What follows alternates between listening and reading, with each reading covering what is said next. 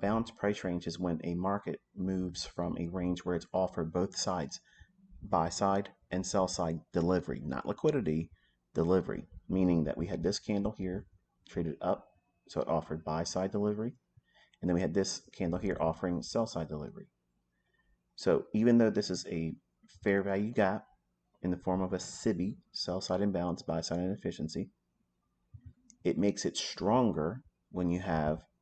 on the opposing side one singular candle up here. So it kind of creates this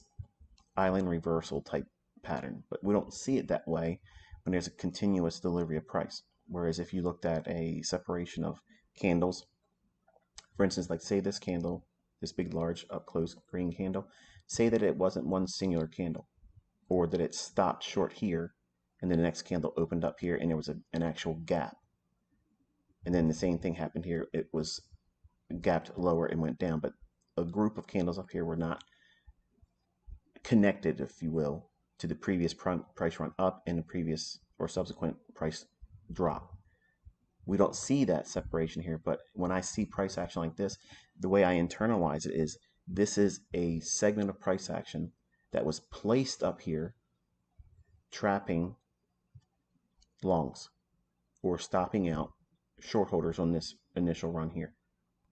What makes it a very strong fair value gap, the fact that it's inside the context of a balanced price range. It does not mean that I won't take a fair value gap that doesn't have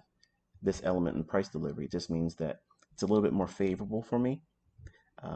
For instance, let's say that I was interested in taking a trade with the maximum leverage that I'd be willing to take.